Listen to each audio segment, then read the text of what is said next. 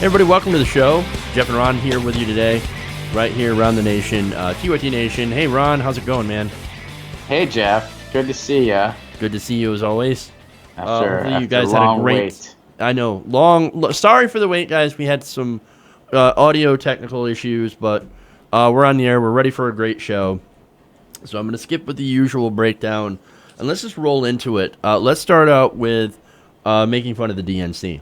It's one of our favorite things to do, right? Mm-hmm. Oh, absolutely. They deserve it. All right. Now, the DNC is it's in a lot of trouble.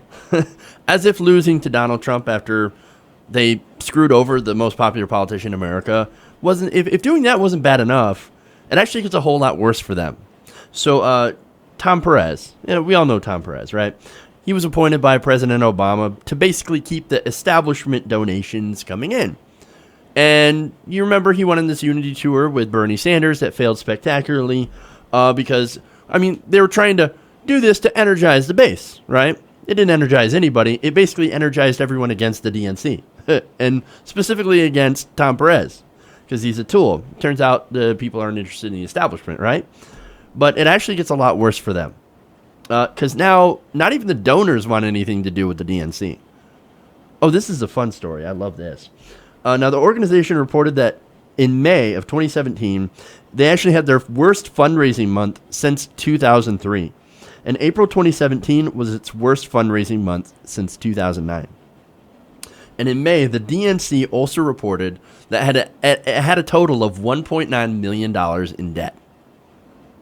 So that's the state of your resistance right there. That's the state of the DNC. Well, the best Sad. part is everybody's defense of, like, when you hear people defending Nancy Pelosi and Tom Perez and those types of people, their big argument is, well, they're great fundraisers. That's like their big argument. Or they point to their performance in 2006 when the Democrats, won really big in the midterm. And both of those defenses are pretty weak, to say the very least. They're terrible. Because first of all, let's take them one at a time. 2006. Oh, they did great in 2006. It was because of Nancy Pelosi's leadership. Yeah. Do you know how unpopular Bush was at that point in time? He was at about 23%, I'm pretty sure.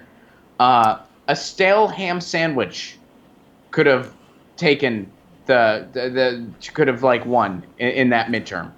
So all the Democrats had to run on was, hey, we're not Bush, and we're as far from him as you can get. And it worked. Now, what that says to me is that is the only trick in Nancy Pelosi's playbook. Mm-hmm. Because now all the Democrats have to offer is, hey, we're not Trump. They even embraced that in their new slogan. Did you see the new DCC I did. slogan? I saw the slogans. We're not the other guys. At least we're not the other guy. I thought that was an Onion article. I was like, oh, we should cover this on the Jimmy Dore show. But I assumed, I was like, there's no way it's real. Like, I was like, that's not real. It can't be. But it is. It's real. It's real. Yeah, it's real. So anyway, here's the thing. The other thing, they're great fundraisers. Well, they're having some of their worst months ever. So clearly they're not good at fundraising either. Yeah, you know what she compared herself to, Nancy Pelosi? She said she said that she was essentially the Michael Jordan of the DNC. Maybe when Michael Jordan played baseball. You hear about that? I heard that was pretty terrible. She had told reporters, well, I think I'm worth the trouble. No, you're not. It's fairly obvious. Where has Nancy Pelosi ever delivered other than failure? Oh, but she raises all the money. Really? She's not even winning at that anymore. She's absolutely losing. I mean, think about it this way. This is supposed to be the best fundraising time for the DNC. And we have the most unpopular president since George W. Bush, right? I mean, in history. I mean, this is his first term. George W. Bush, to his credit, took a long time to get down to 23%. Donald Trump, right out of the gate, is in the high 30s, right? Yeah, he was in the terrible 30s right away. Terrible.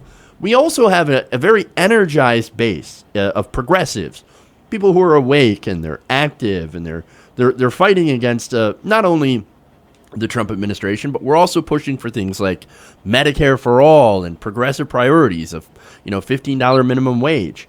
And instead of connecting with the voters, the DNC is essentially shitting itself because they don't know what to do. It's so sad. It's so sad. Now, let me go to a little bit of an article or some information in an article in the Observer I think you'll find very interesting. So, where'd the donors go? Instead of donating to the DNC, a lot of these donors are now creating either new organizations or running for office themselves. So, like, the DNC is so sad, like, we can't even, like, we wasted a whole bunch of money. As Van Jones put it, they took all this money and they essentially set it on fire with the Hillary Clinton campaign.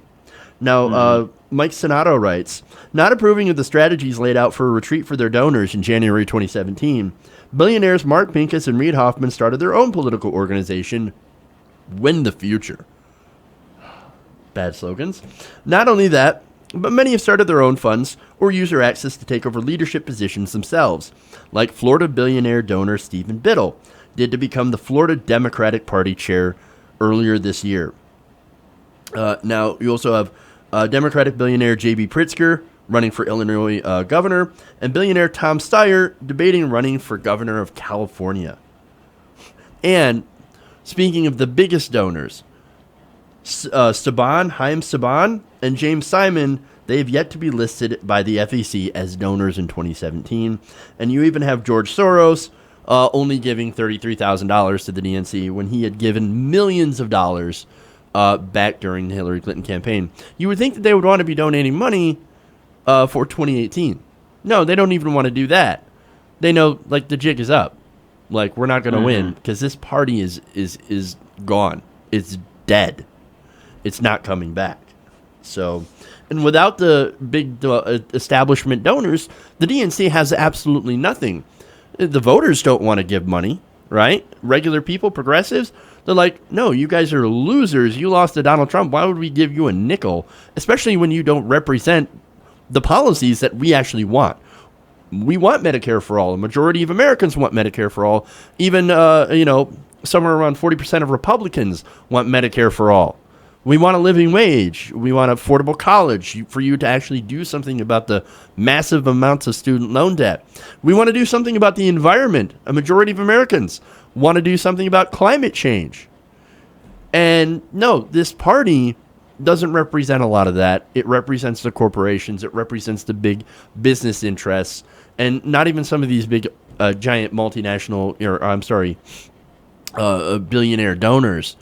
Millionaire donors want anything to do with it anymore because they know, well, you know what? We'll just go to the Republican Party. Did you see that, of course, a lot of Democratic donors are now working with Donald Trump to do deregulation and tax cuts? That's a big story in The Intercept. Actually, we covered that together. Yeah. So, yeah, I mean, disaster. It's the Democratic Party is bleeding people. They are completely out of touch. And they keep proving time and time again they have no desire to fix the situation. I mean, there's footage of Chuck Schumer. He finally woke up to the idea that Democrats need an economic message. Yeah. I mean, he was saying it like he discovered the silver ticket. Like he discovered some oh, hey, turns out. Holy crap. Turns out I was at a baseball game sitting next to a normal person. That's how baseball seats work. I mean, this guy is so and then he wrote meaner on a sign. That's the resistance. I mean, they are so weak when it comes to leadership, when it comes to confidence. I mean, even just in the outward presentation. I mean, if Chuck Schumer came up to me and said, "Hey, I'm leading a scavenger hunt. Do you want to come?" I'd say no because I wouldn't have enough confidence that this guy wouldn't get us lost forever. I mean, I wouldn't trust that guy to tie my shoes. He just does not seem competent. Actually, there's nothing about him that says leader. There's nothing about Tom Perez that says leader. There's nothing about Nancy Pelosi that says leader. She can barely conduct herself in public anymore. No, let me push back against that. This isn't trying to be mean. Go ahead. I mean, if you want to do mental gymnastics. No, that's not at all what I'm doing. No, see, you're right in that if you put them up against Republicans, they cannot lead anything out of a paper bag. But you put them up against progressives, that's when the claws come out. That's when they're actually serious. See, that's how this game is played. They're paid to lose to Republicans because they get paid either way. They get money either way. Their donors are happy either way. So they will push back and they will fight against progressives, but they will not. They will put up a token resistance against Republicans because they want the same, essentially want some of the same things: tax cuts, deregulation, and more corporate money. Right. Yeah, I mean, see, I would think it's the people, like, it's more competent corporate Democrats that usually do the smearing and resisting of progressives. You know, I mean, it's the media. You know, I mean, I can use California as an example, and I know, you know, what's going on here. Sure. But, you know, I mean, it was Anthony Rendon that really, you know, that really stuck a knife in the back of He's the fall guy. He was the fall guy. He's the tool. The guy that basically, look, this guy is paid by health insurance companies. I agree, right? And I don't. I mean, I don't think it's fair to say he's the fall guy. I mean, I see where you're coming from. He's not a lone. That's for sure. Culprit. That's what I'm saying. He's not the only guy. He's got all this establishment support, and he's got all this money coming in from health insurance companies. And so the guy's like, yeah, you know what? I'll do it. I'll stick a knife in the back for you guys. He's the lightning rod, but he's certainly not the fall guy. Because I mean, like, doesn't fall guy imply that he's not an actual guilty party? Oh, fair enough. Fair enough. So I would say Wrong he's term. the lightning rod, yes, but I wouldn't to go as far to say fall guy, because that kind of implies he's sort of the victim, and he is not. But I think it's the more competent corporate Democrats like that. I mean, the people at the very front, the Tom Perez's, the Chuck Schumers, they're where they are because they're best at playing the passive game. And I think they're just theatrical figureheads at this point, and people are seeing through it, and they have no confidence in this leadership, none whatsoever. There's and definitely deservedly so. I mean, there's a huge disconnect because, you know, whenever you look at kind of the common complaints about Democrat, you hear stuff like, well, they're out of touch and they're elite. Gee, you can find footage out there recently of Chuck Schumer explaining to people that he sat in a baseball stadium amidst regular people for the first time. Oh, my God. And he was explaining that as if it was a foreign concept. We did a video about it on the Jimmy Dore Show. It's unbelievable. Because it is a foreign the way this man concept. conducts himself. He's like, yeah, you know, I was sitting right next to a guy. You know, that's how the seats work. As if most people are like him and so disconnected and so used to their fucking skyboxes that they don't know how regular. No, we all know how regular baseball seats work, Chuck Schumer. That's what most of us are used to.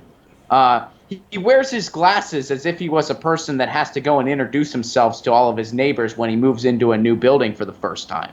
That's how he wears his glasses. I mean, this guy is unbelievable, just in the way he conducts himself. And nobody wants to get behind this bullshit anymore. Like, nobody. And it's unbelievable. And the people that are still not recognizing the crisis that the Democratic Party in, it's generally speaking older people that are hanging on to this notion that the party of FDR is going to come back. And unless there is a true gutting, unless something like Justice Democrats succeeds at every level, which I hope they do, and I'm totally behind them, I hope they do, but realistically, it's going to take a lot more than that, and in the long term, you know, the two-party system's just over, but we can't save it at this point. It's over. The inherent flaws in the system is saying, let's save the two-party system. I think there's so many people clamoring for a way to expand the system to other parties, you know, whether it be, you know, Green or you know, all the other different parties out there, and have it more of like a system where more in other, like, where we have more choices. But we would need stuff like ranked choice voting, and I'm definitely a proponent of that, as well as, you know, stopping the parties from having control of the, you know, of a lot of the processes that they have control of right now. So we would have to do some very deep systemic changes, and let's do it. I want to do that stuff. I want to see this happen. I do want to see a third party or fourth party, fifth party succeed to be able to, absolutely. So we can have stuff, we can actually have real choices and not between Republicans essentially and Republican light on most things. So, all right, let's move on. We go from your favorite organization to one of your favorite people. So guess who's trying to get involved in 2018? Hillary Clinton. Here we go again. The Hill is reporting that on July 8th, Hillary Clinton is planning to campaign and fundraise for Democratic congressional candidates in 2018. Now, the article states that she will be using her super PAC called Onward Together as her big fundraising apparatus. Now, which is her message to donors, by the way. Essentially, give me money, give me money. That's the first thing she did. When she launched that thing, they were like, Hillary Clinton is meeting with donors. Of course that's the first thing she does. I mean, imagine the first thing she does is actually go out and try to get her thumb on the pulse of what's going on amidst people. No, imagine of course that. not. But that thought never even went through her head.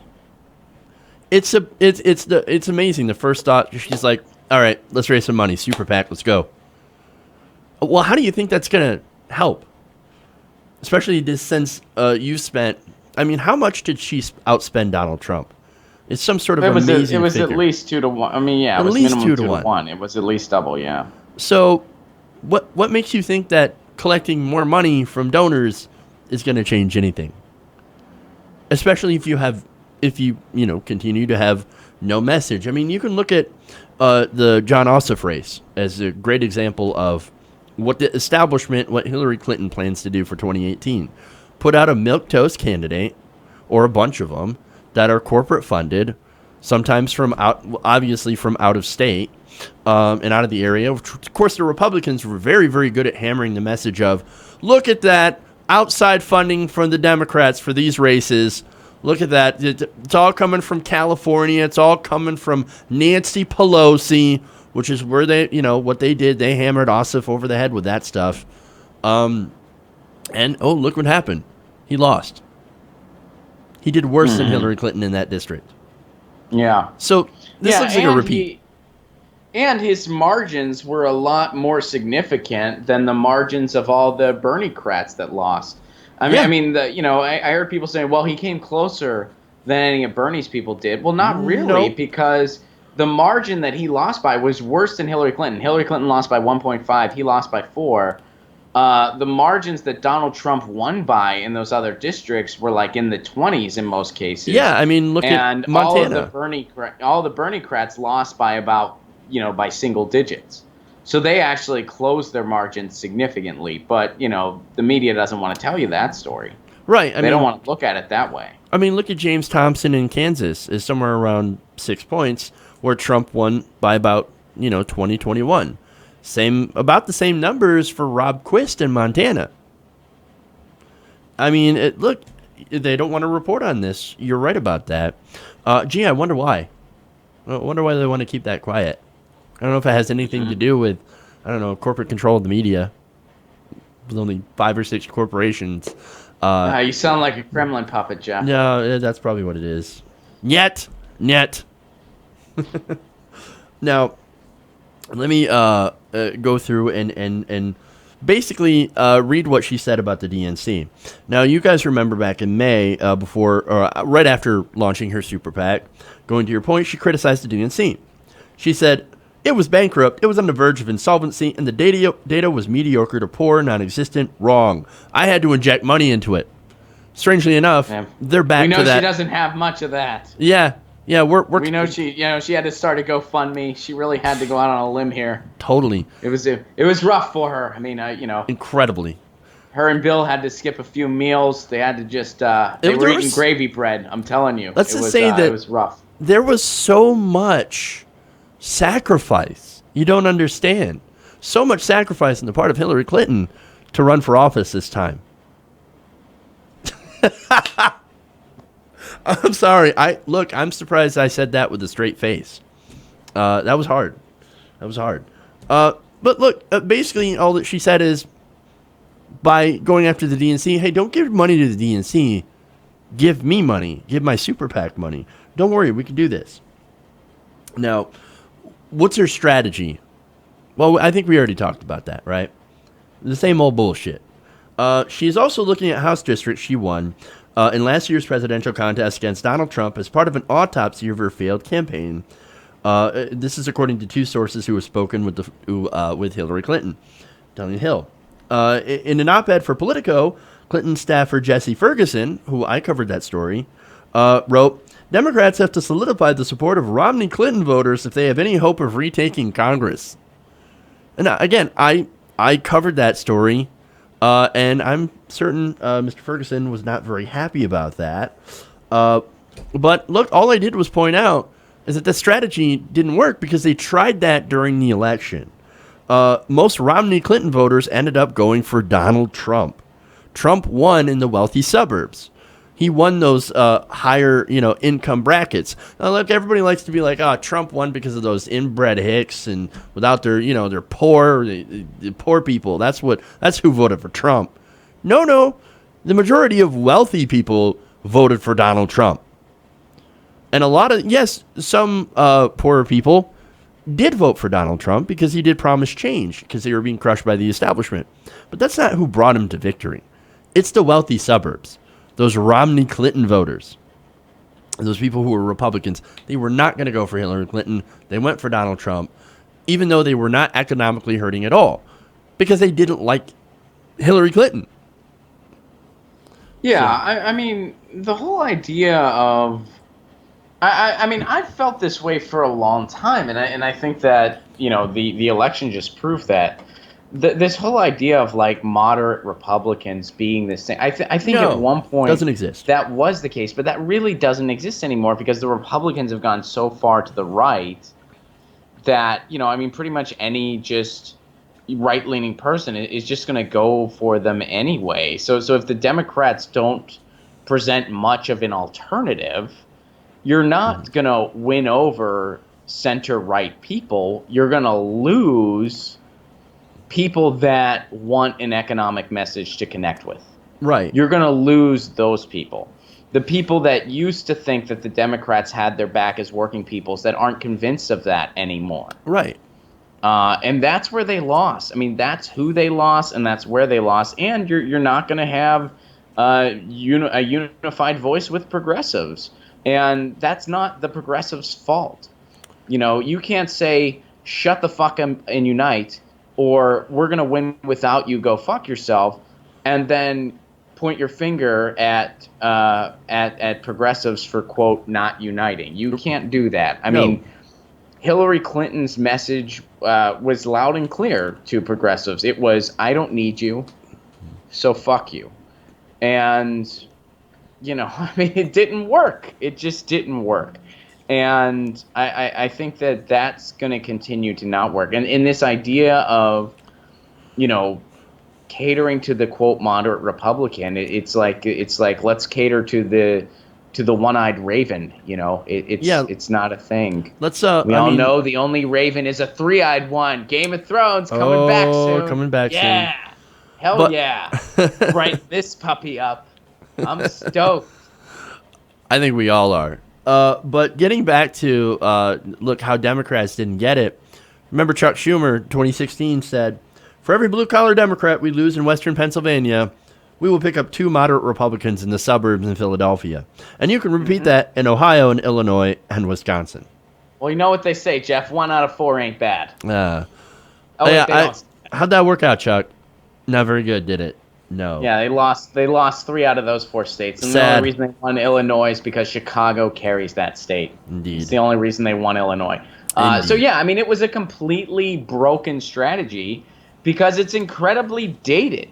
And it's always older. It's always the older generation that has those arguments. I've had this argument with my dad. When we're talking about strategy, because he was kind of more, he liked Bernie's policies better, but he's like, I'm telling you though, Hillary's going to win over those moderates, some of those moderate Republicans. And I'm like, yeah, that's not a thing. That's Right? not a. It's not the Doesn't Reagan exist. era anymore. It's Unicorn. not the neoliberal. That's not working anymore because the Democrats and the Republicans have both shifted far to the right. So anybody that's in the right camp, they're just going to go for the Republicans. They're not going to want to even hear the Democratic message. So you're not, by going to the right, you're not winning over moderate Republicans or center right people. You're losing over working people that want to hear what you would do for them, that want to hear how you would help them not be in economic turmoil where they've been for maybe 30 years. Yeah, and They want to hear that you're behind them on a living wage, that you're behind them for a job. They want all that. they do. It's not enough to be like, hey, we're the same economically as these guys, but we're okay with gay people. Right. That doesn't win. That's not enough. And the Republicans, we know what the Republicans are offering. It's fairly obvious that they're like, working people. No, we hate working people. We love tax cuts for rich people. We're the party of rich people. So if you vote for us, that's what you're going to get. And I think most people, between those two choices, they probably stayed home, or they were too busy working their 3 uniquely American jobs. Or the people that bought Trump's snake oil showed up. Or they showed up. Trump didn't run on what you just described. What you just described was implied, and it can be safely implied with the Republican Party. But what Trump did was he made working class promises. They were bogus bullshit promises, but people bought the snake oil. So, I mean, that single-handedly proves, like, that's who the Democrats lost that they need to win back. I mean, Chuck Schumer had it right when he said we need an economic message. It's very sad it took him until July to realize that. It's very sad. And he apparently has this economic plan that he's working on. I don't know if it's a Word document that he's there's my cat Lucy. She just got up. I guess we're being loud. But I don't know if he's working on a Word document. His wife needs to proofread it. I don't know what phase it's in. But apparently he has this economic plan. Maybe he went to a couple more baseball games, tried to get the pulse off of normal working people. I doubt it, but who knows? So yeah, I mean that's the problem in a nutshell, and it's a problem that I don't think the Democrats have any interest in fixing, and that's the most disturbing part, because 2018 should be a bloodbath for the Democrats should wipe up. They should clean house. They should dominate, but I don't think they're going to. Sad. All right. So let's move away from going after the Democrats, and let's talk about rich people. Wonderful. And how much they're screwing us over. Now, when you think about safety net programs, you think of mainly poor people, right? I mean, welfare, food stamps, Medicare, Medicaid, Social Security, right? That's generally, poor people get welfare. That's generally the thought from it, right? No, I think of corporations that exploit our resources and wreck our environment and pay no costs and get tax breaks. That's what I think of. Well, you would be correct, sir, because that's exactly what's going on. Because it turns out that rich people are cashing in on welfare. Now, according to government numbers, the entire 2017 safety net is about $850 billion. Now, some people be like, oh my God, that's a lot of money. Well, how about you compare that to the $1.5 trillion in tax expenditures, most of which that benefit the richest Americans. Now, I have a list of some of the ways that the very, very rich are gaming the system. Obviously, we have tax policy that allows them to have the lowest effective rate than most of the country. Now, in 2016, the average 1% household increased its wealth by about $3 million. So they're doing pretty good. How do they do that? A lot of stock gains, right? Where they have lower tax rates. Now, they also took advantage of lots of subsidies.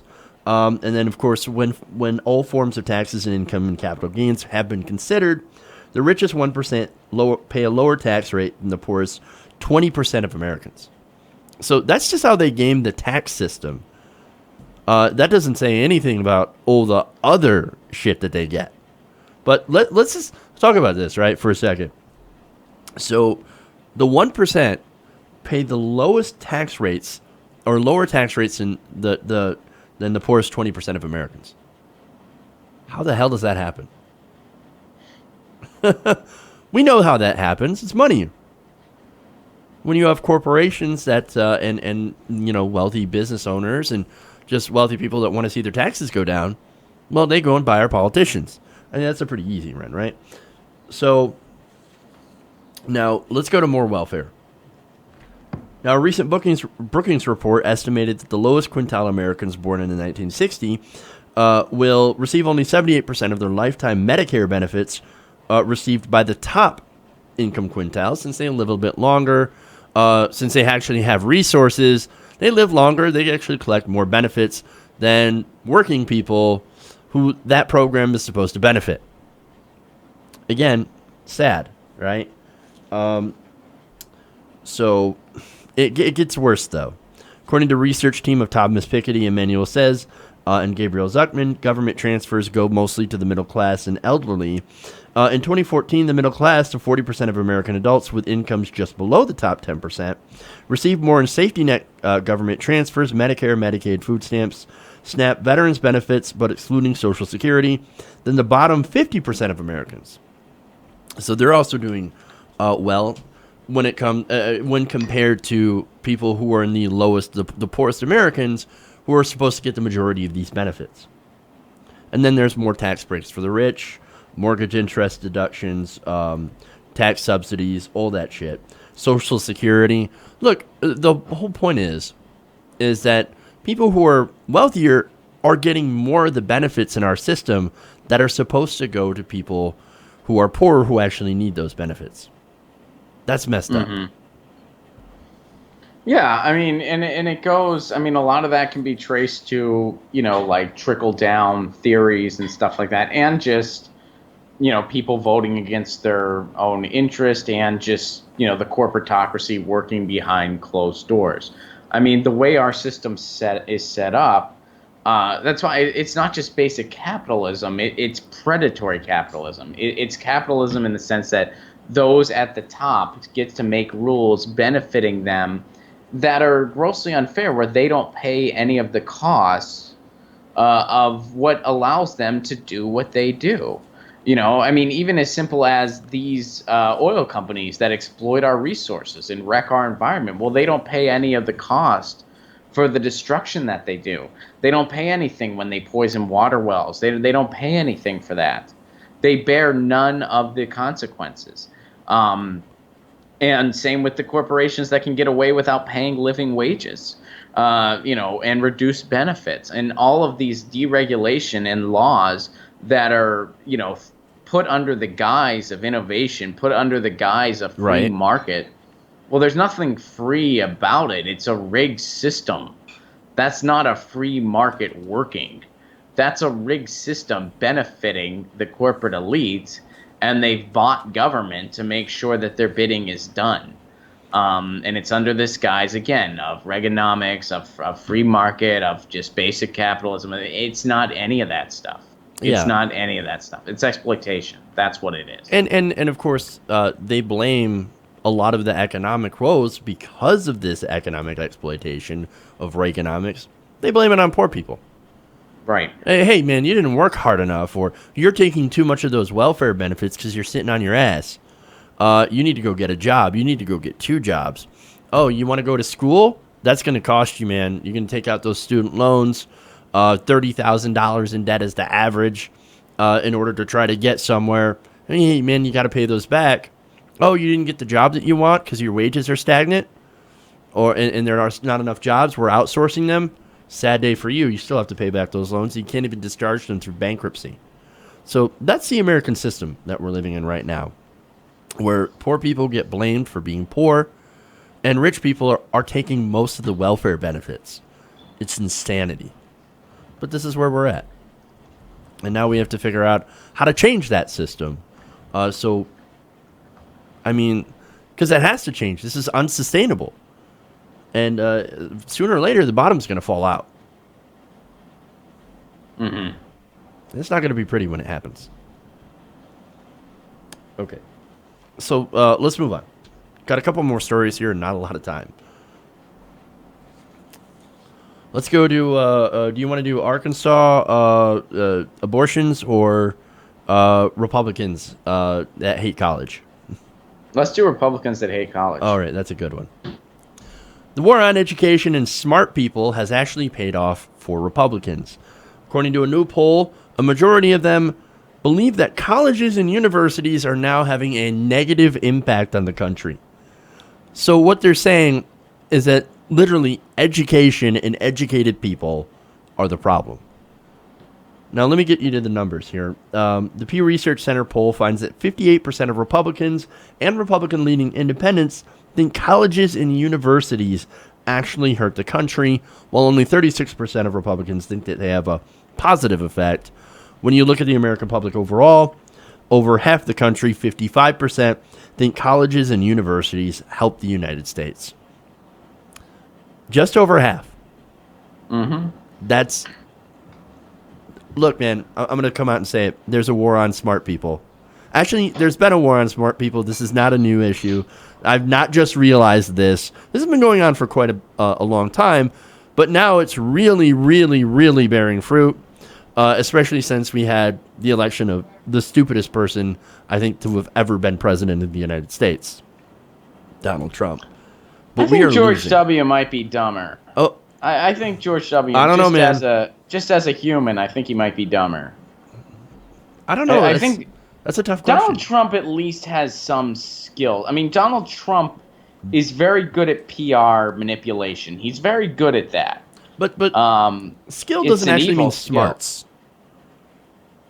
True, but did George W. Bush have any skills or smart? No. And don't say his paint by numbers career, Jeff, because that's bullshit. His paintings suck.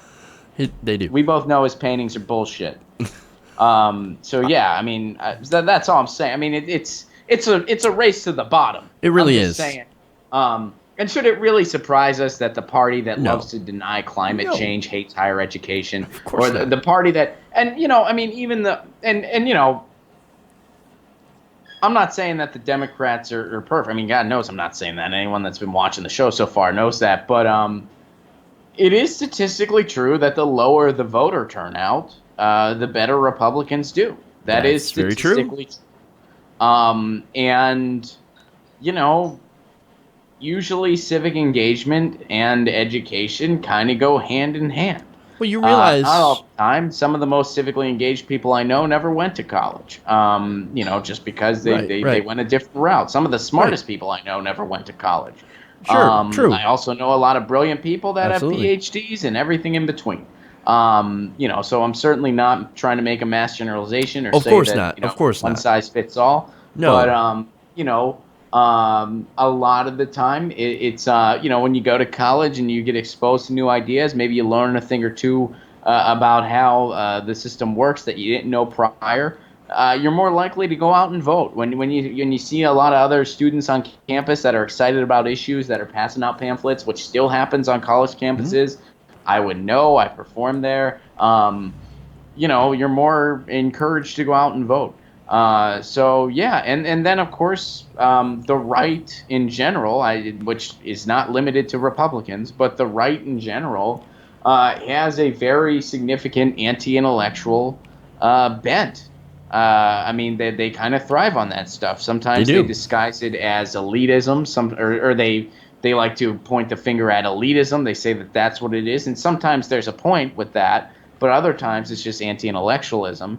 And that just goes on the right as a whole, because I mean, so much of their framework is based on fear, which is in many ways anti-intellectual just on its own. It's based on xenophobia, which is incredibly, you know, I mean, that's lowest common denominator. Yeah, they can't even figure out that we're all the same. Right. I mean, so, you know, yeah, this should not be surprising. What's interesting is that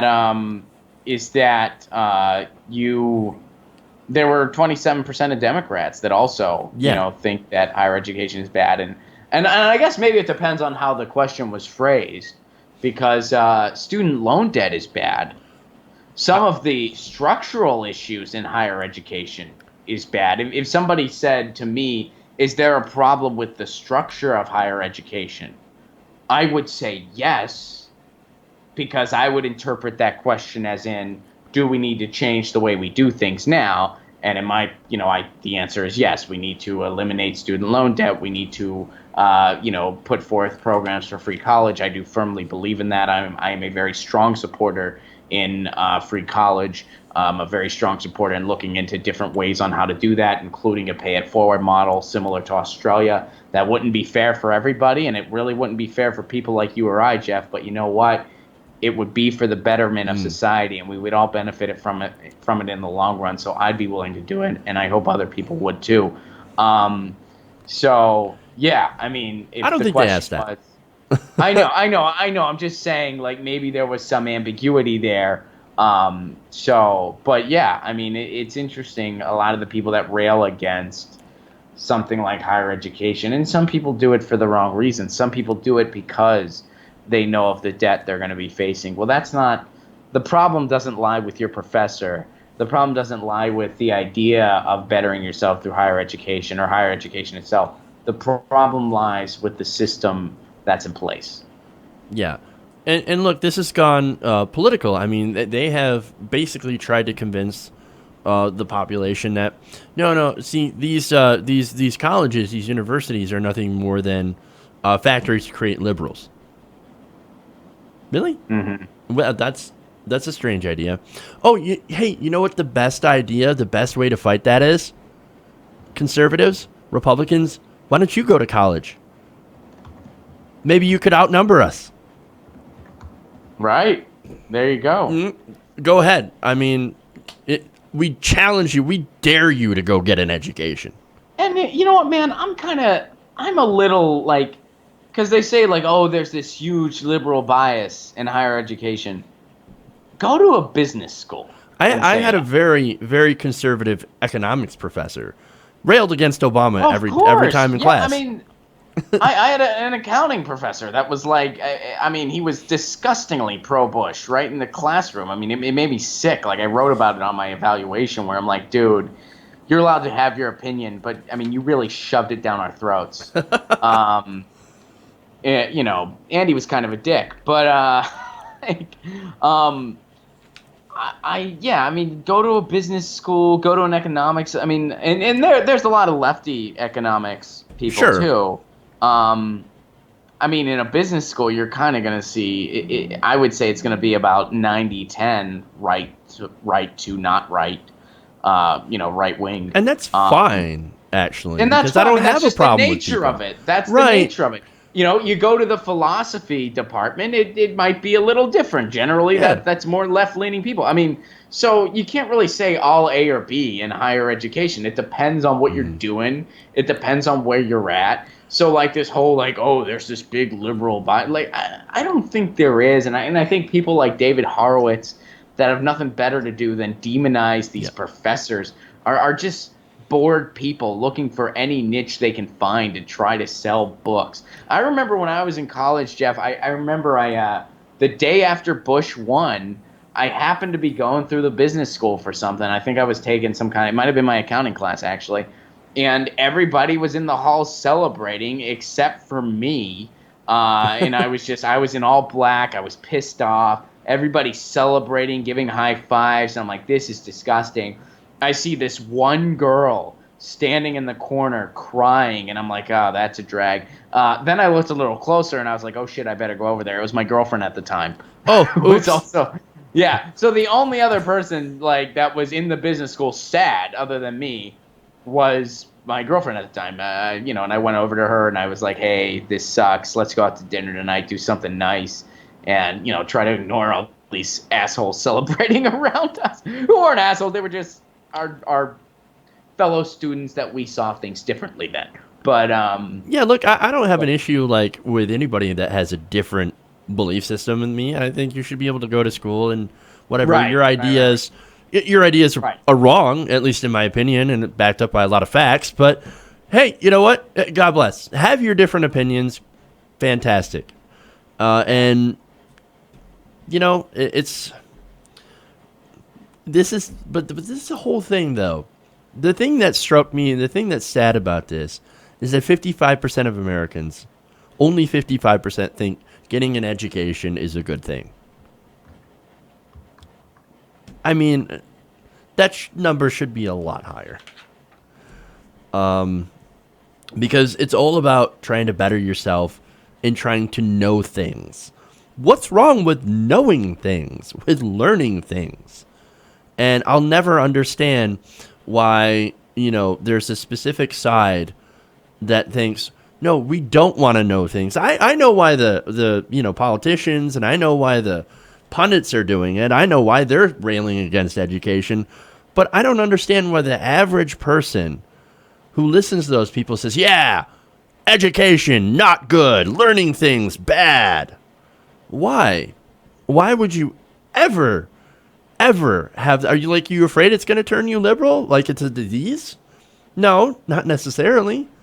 So it blows my mind. And I can't wrap my brain around people who look at education and go, no thanks, not for me. I'm with you. And it's not even about college education. It's just about learning things. It's about having some sort of intellectual curiosity about the world. And I see so many people that unfortunately they don't have that anymore. And I'll never understand. I could not live my life like that, not having any sort of intellectual curiosity about anything. It's for me. I consider not learning. If you're not learning something new every day, it's stagnation. And to me, that's actually worse than death, is not learning anything. Amen. I'm with you, man. So that's why this poll, it just depresses me. It is sad. I'm with you. I can't disagree with you there. Horrible. All right. I know you got to go, man. I'd love to do another story with you. You said you have a hard out at 1, so...